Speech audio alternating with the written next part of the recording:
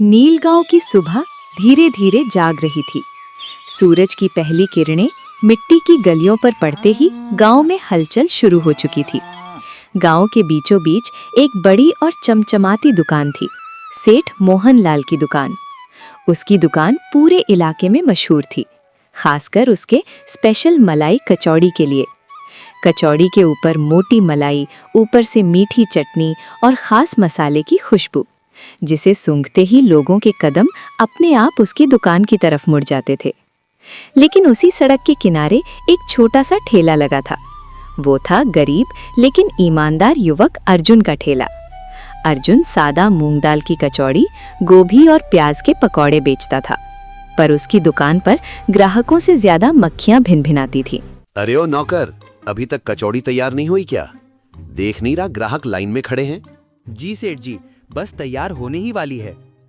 और वो खास मसाला डाला या नहीं? बिना उस मसाले के लोग दीवाने नहीं बनते, समझा? जी सेठ जी, डाल दिया है, लेकिन एक बात पूछूं? फालतू सवाल मत कर, जल्दी बोल। सेठ जी, वो मसाला डालते ही मलाई का रंग बदल जाता है और अजीब सी दवा जैसी गंध आने लगती है। कहीं वो नुकसानदायक तो नहीं? चुप कर, तू नौकर है, डॉक्टर नहीं। लोगों की सेहत से तुझे क्या मतलब? तुझे तनख्वाह चाहिए या नहीं? जी, मुझे तो तनख्वाह से मतलब है। पास ही खड़ा अर्जुन ये सब सुन रहा था। उसका दिल भर आया। वो अपने ठेले की तरफ देखता है, जहां रखी पकौड़ियां ठंडी हो चुकी थीं। हे भगवान, सुबह से एक भी ग्राहक नहीं आया। अगर आज कमाई नहीं हुई तो माँ की दवा कैसे आएगी?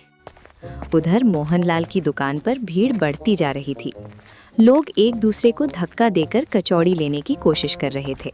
भाई जल्दी चलो, मोहनलाल की कचौड़ी खत्म हो जाएगी। कल खाई थी, ऐसा स्वाद कि रात भर याद आता रहा। पता नहीं उसमें क्या मिलाता है, एक बार खाओ तो मन करता है रोज खाओ। अर्जुन ने लोगों को अपने ठेले के पास से गुजरते देखा। उससे रहा नहीं गया। भैया, गर्मा गर्म पकोड़े खा लो, एकदम ताजे हैं, बहुत सस्ते हैं। अरे रहने दे भाई, तेरे पकौड़ों में वो मजा कहाँ जो मोहनलाल की कचौड़ी में है। अर्जुन का चेहरा बुझ गया। उधर मोहनलाल दूर से ये सब देखकर हंस रहा था। देखो, इसे कहते हैं जलवा। लोग जहर भी खा लेंगे अगर स्वाद अच्छा हो। शाम ढल चुकी थी। नीलगांव की गलियों में हल्की ठंडक फैलने लगी थी। दिन भर ग्राहकों का इंतजार करने के बाद अर्जुन खाली हाथ घर लौटा। उसका छोटा सा मिट्टी का घर गांव के आखिरी छोर पर था। घर के अंदर उसकी बूढ़ी माँ खाट पर बैठी हुई थी। कमजोर शरीर, सूखी आंखें और चेहरे पर चिंता की लकीरें। अर्जुन को देखते ही उसकी माँ ने बोला, आ गया बेटा, आ बैठ। आज दुकान कैसी रही? माँ, क्या बताऊं, आज भी कोई ग्राहक नहीं आया। मोहनलाल की दुकान पर तो भीड़ लगी रहती है और मेरी कचौड़ियाँ ऐसे ही रह जाती हैं। खाने का छोड़ो, कोई उसकी तरफ देखता तक नहीं है। हिम्मत मत हार बेटा, तेरे पिता कहा करते थे, झूठ ज्यादा दिन नहीं चलता और सच भले धीरे चले लेकिन हारता नहीं। लेकिन माँ, सच से पेट नहीं भरता। घर में आटा खत्म हो रहा है और आपकी दवा भी। अर्जुन की माँ कुछ देर सोचती रही, फिर उसे अचानक कुछ याद आया। वो धीरे धीरे उठी और रसोई की ओर गई। पुरानी लकड़ी की अलमारी के ऊपर रखी एक छोटी सी डिब्बी उतारी। देख बेटा, ये तेरे दादाजी का पुराना नुस्खा है। वो बेसन में हींग, अजवाइन और एक खास मसाले की पुड़िया मिलाते थे। जब पकौड़े तलते थे तो खुशबू दूर दूर तक फैल जाती थी। क्या इससे कुछ फर्क पड़ेगा माँ? कोशिश करने से कुछ नहीं बिगड़ता बेटा, कल इसे डालकर देखना। उधर उसी रात मोहनलाल अपने आलीशान घर में बैठा था। उसके सामने नोटों का ढेर लगा था। वो एक एक नोट गिन रहा था। उसकी आंखों में लालच चमक रहा था। 1000, 2000, 5000। वाह, आज तो कमाल हो गया। अगर ऐसा ही चलता रहा तो अगले महीने शहर में दूसरी दुकान खोलूंगा। बस पैसे ही गिनते रहोगे या मेरी तरफ भी देखोगे? देखो मेरी साड़ी कितनी पुरानी हो गई है और मुझे भूख भी लगी है। अरे भाग्यवान, दुकान पर इतनी भीड़ थी कि सब खत्म हो गया।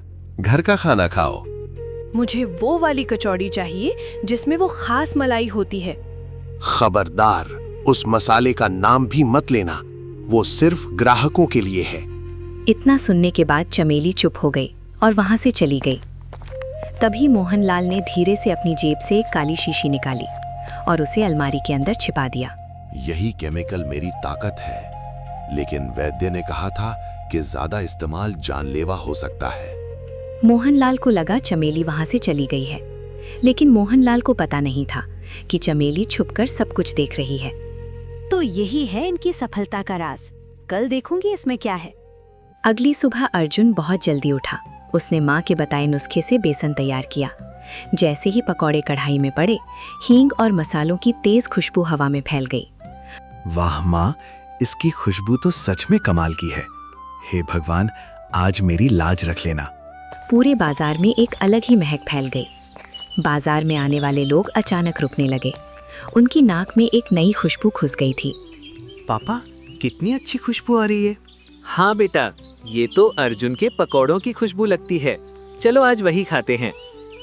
धीरे धीरे लोग मोहनलाल की दुकान छोड़कर अर्जुन के ठेले की तरफ आने लगे। अर्जुन, आज पकौड़ों में क्या डाला है? पूरा बाजार महक रहा है। कुछ नहीं भैया, बस पुराने मसाले का नुस्खा है। वाह, ऐसा स्वाद तो कभी नहीं चखा।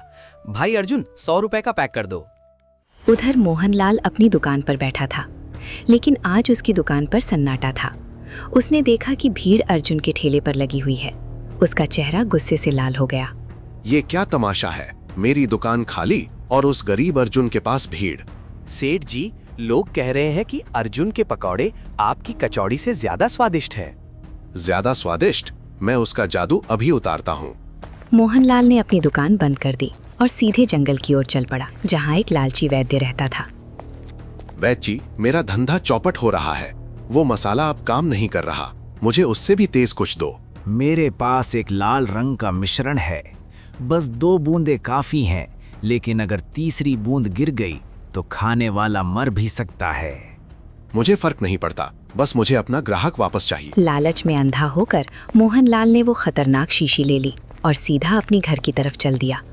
उसकी आंखों में अब डर नहीं, सिर्फ पागलपन था।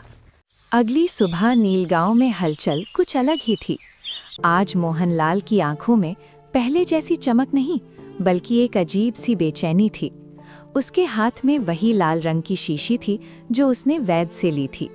वो बार बार शीशी को देख रहा था और मन ही मन सोच रहा था, आज अर्जुन का खेल खत्म। आज मैं साबित कर दूंगा कि इस बाजार का राजा सिर्फ मैं हूँ। मोहनलाल जल्दी जल्दी दुकान खोलने लगा। नौकर पास ही खड़ा था। अरे जल्दी कर, दही और मलाई तैयार है ना? जी सेठ जी, सब तैयार है। और वो नई शीशी, बस 2 बूंदे डालना, समझा?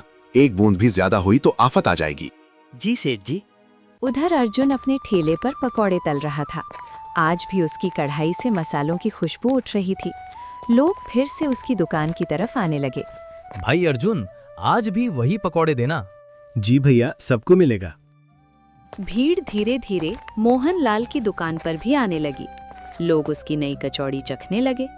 कुछ देर बाद अचानक एक आदमी जोर से चिल्लाया, अरे ये क्या है? मेरे पेट में जलन हो रही है।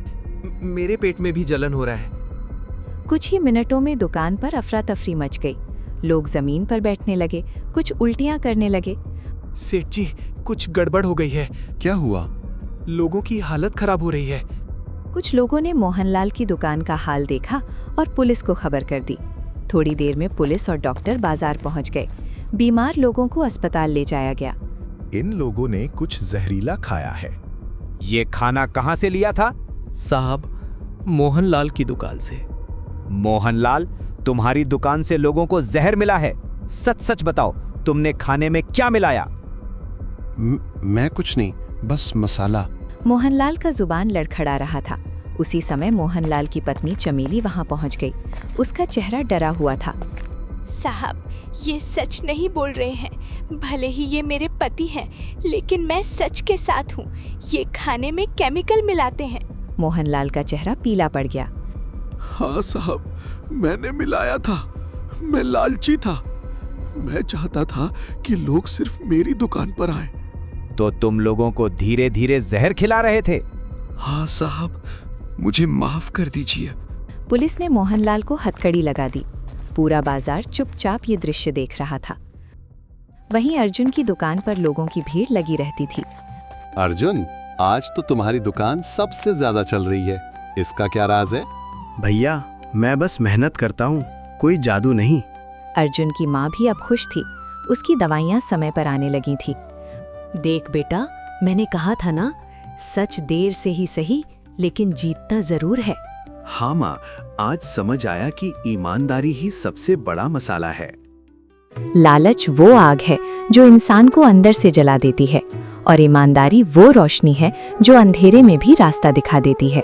जो लोग शॉर्टकट से अमीर बनना चाहते हैं, उनका अंत मोहनलाल जैसा होता है, और जो लोग मेहनत और सच के रास्ते पर चलते हैं, उनकी जीत अर्जुन जैसी होती है।